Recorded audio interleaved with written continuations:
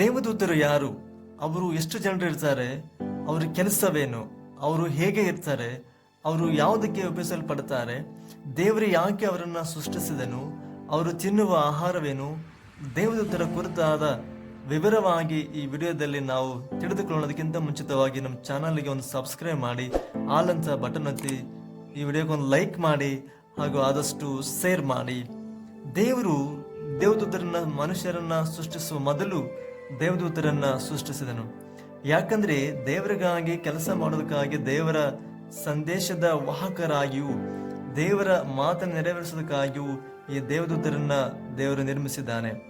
ದೇವದೂತರ ಕುರಿತಾಗಿ ಸತ್ಯವೇದದಲ್ಲಿ ಸುಮಾರು 270 ಸಾರಿ ಪ್ರಸ್ತಾಪಿಸಲಾಗಿದೆ.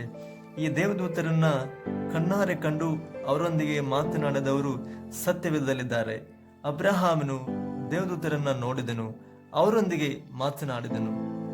ಲೋಟನು, ಯಾಕೋಬನು, ಮೋಸೆಯು, ಏಲಿಯ, ಯೆಹೋಶುವ, ಬಿಳಾಮ, ದಾನಿಯೇಲನು, ಜಕರಿಯ, ಕೊರ್ನೆಲನು, ಪೌಲನು, ಪೇತ್ರನು, ಯೋಹಾನ, ಮರಿಯಳು, ಹೀಗೆ ಸತ್ಯವೇದದಲ್ಲಿ ಬಹಳ ಜನ ದೇವದೂತರನ್ನ ನೋಡಿದ್ದಾರೆ, ಅವರೊಂದಿಗೆ ಮಾತನಾಡಿದ್ದಾರೆ. ಸತ್ಯವೇದವು ಹೇಳುತ್ತದೆ, ಪರಲೋಕದಲ್ಲಿ ಕೋಟ್ಯಾನುಕೋಟಿ ದೇವದೂತರಿದ್ದಾರೆ ಎಂದು ಪ್ರಕಟಣೆ ಗ್ರಂಥದಲ್ಲಿ ಪರಲೋಕದ ವಿಷಯವಾಗಿ ಪ್ರಕಟಿಸುವಾಗ ಹೇಳಲ್ಪಡುತ್ತದೆ. ಈ ದೇವದೂತರು ಅದ್ಭುತವಾದ ಆಹಾರವನ್ನ ಸೇವಿಸುವರಾಗಿದ್ದಾರೆ.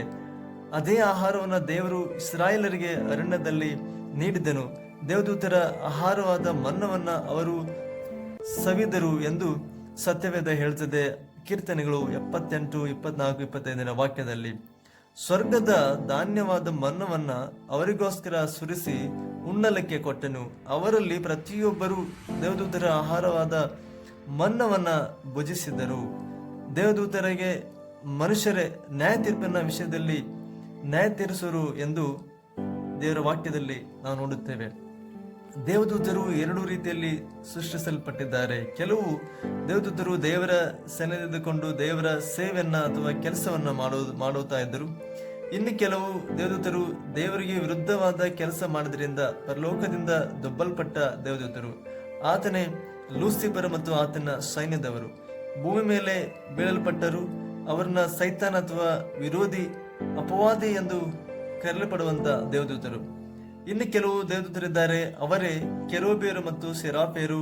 ಈ ದೇವದೂತರಿಗೆ ರೆಕ್ಕೆಗಳಿವೆ. ಅವರು ದೇವರ ಸಿಂಹಾಸನದ ಸನ್ನಿಧಿಯಲ್ಲಿದ್ದುಕೊಂಡು ದೇವರನ್ನ ಆರಾಧಿಸುವಂತ, ದೇವರನ್ನ ಪರಲೋಕದಿಂದ ಸನ್ನಿಧಿಯಲ್ಲಿ ಕಾಣುವಂತ ದೇವದೂತರು. ಯಾವಾಗಲೂ ಕೂಡ ದೇವರ ಬಳಿಯಲ್ಲಿರುವಂತ ದೇವದೂತರು ಎಂಬುದಾಗಿ ಪ್ರಕಟಣೆ ಗ್ರಂಥದಲ್ಲಿ ನಾವು ನೋಡುತ್ತೇವೆ.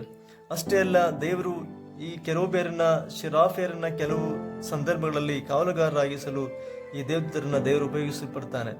ಉದಾಹರಣೆಯಾಗಿ ಏದೇನ್ ತೋಟದಲ್ಲಿ ಪಾಪವು ಉಂಟಾದಾಗ ದೇವರು ಆದಮ ಹವ್ವಳನ್ನ ತೋಟದಿಂದ ಹೊರಹಾಕಿದಾಗ ಆ ತೋಟಕ್ಕೆ ದೇವರು ಕೆರೂಬಿಯರನ್ನ ಕಾವಲುಗಾರನಾಗಿ ನೇಮಿಸಿದನು ಎಂದು ಆದಿಕಾಂಡ ಪುಸ್ತಕದಲ್ಲಿ ನಾವು ನೋಡುತ್ತೇವೆ. ದೇವರು ಪರಲೋಕದ ರಾಜ್ಯದ ಕಾವಲುಗಾರನಾಗಿಯೂ ಇವರನ್ನ ನೇಮಿಸಿದ್ದಾನೆ. ಕೆರೂಬಿಯರನ್ನ, ಸೆರಾಫಿಯರನ್ನ ದೇವರು ಮಂಜೂಷದ ಪೆಟ್ಟಿಗೆಗೆ ದೇವರು ಕಾವಲುಗಾರನಾಗಿಯೂ ನೇಮಿಸಿದ್ದಾನೆ ಎಂದು ಸತ್ಯವೇದದಲ್ಲಿ ನಾವು ನೋಡುತ್ತೇವೆ. 3ನೇ ಪ್ರಕಾರವಾದ ಕೆಲವು ದೇವದೂತರಿದ್ದಾರೆ.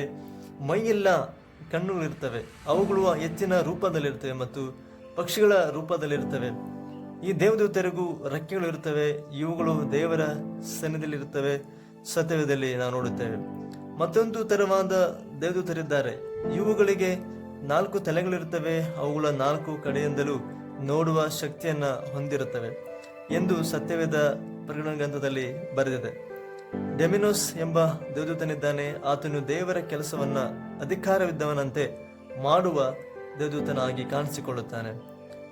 ಪವರ್ಸ್ ಎಂಬುವ ದೇವದೂತನಿದ್ದಾನೆ. ಆತನು ಯಾವಾಗಲೂ ಮನುಷ್ಯರಿಗೋಸ್ಕರ, ಯಾವಾಗಲೂ ಸೈತಾನೊಂದಿಗೆ ಹೋರಾಡುವಂತ, ನಿರಂತರವಾಗಿ ಸೈತಾನೊಟ್ಟಿಗೆ ಹೋರಾಡುವಂತ ದೇವದೂತನೆಂಬುದಾಗಿ ನಾವು ನೋಡುತ್ತೇವೆ. ಆರ್ಚ್ ಏಂಜಲ್ಸ್ 7 ಜನ ದೇವದೂತರಿದ್ದಾರೆ.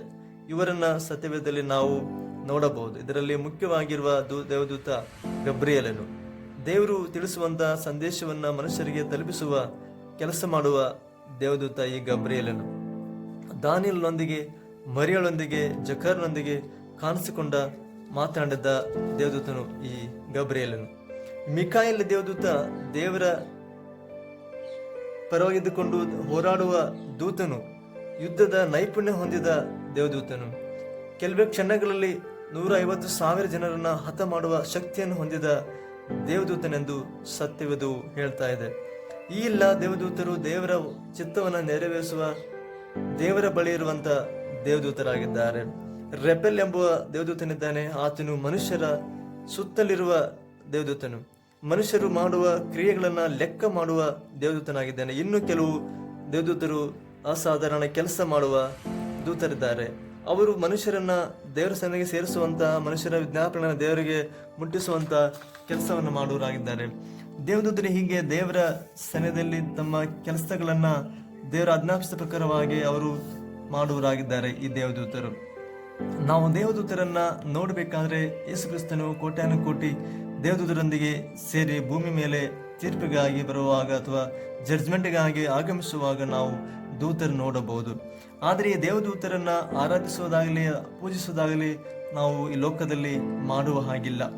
ಒಂದು ವೇಳೆ ನಾವು ದೇವದೂತರ ನೋಡಬೇಕಾದ್ರೆ ಈ ಲೋಕದಲ್ಲಿ ನಾವು ದೇವರ ಚಿತ್ತ ಪ್ರಕಾರವಾಗಿ ಜೀವಿಸಿ, ಆತನನ್ನ ಪ್ರೀತಿಸಿ, ಆತನ ಆಜ್ಞೆ ಕೈಕೊಂಡು ನಡೆಯುವಾಗ, ಆತನನ್ನ ಜೀವಿಸುವಾಗ, ಪರಿಶುದ್ಧರಾಗಿ ಲೋಕದಲ್ಲಿ ನಾವು ಜೀವಿಸುವಾಗ, ದೇವರು ನಮಗೆ ಪರಲೋಕ ರಾಜ್ಯದಲ್ಲಿ ಅವಕಾಶವನ್ನ ಕೊಡುವಾಗ ನಾವು ಅದ್ಭುತವಾಗಿರುವಂತ, ವಿಶೇಷವಾಗಿರುವಂತ ಈ ದೇವರ ದೂತರುಗಳನ್ನ ನಾವು ನೋಡ್ಲಿಕ್ಕೆ ನಮಗೆ ಸಾಧ್ಯವಾಗುತ್ತದೆ ಎಂಬುದಾಗಿ ದೇವರ ವಾಕ್ಯದಲ್ಲಿ ನಾವು ನೋಡುತ್ತೇವೆ. ಅದರಿಂದ ಈ ಲೋಕದಲ್ಲಿ ನಾವು ದೇವದೂತರನ್ನು ನೋಡ್ಲಿಕ್ಕೆ ಆಗದೆ ಹೋದ್ರೂ ಕೂಡ ಪರಲೋಕದಲ್ಲಿ ನೋಡುವಂತ ಅವಕಾಶ ನಮಗೆ ದೇವರು ಇಟ್ಟಿದ್ದಾನೆ. ಅದರಂತೆಯೇ ದೇವರು ನಮ್ಮನ್ನ ಒಂದು ವೇಳೆ ಪರಲೋಕ ರಾಜ್ಯದಲ್ಲಿ ಅವಕಾಶವನ್ನು ಕೊಟ್ಟಿದ್ರೆ ನಾವು ಈ ಒಂದು ದೇವದೂತರನ್ನ ನಾವು ನೋಡ್ಲಿಕ್ಕೆ ನಮಗೆ ಸಾಧ್ಯವಿದೆ. ಅದರಿಂದ ಈ ಒಂದು ವಾಕ್ಯಗಳನ್ನ ದೇವರು ನಮ್ಮನ್ನ ಆಶೀರ್ವಾದ ಮಾಡಲಿ. ಆಮೇನ್.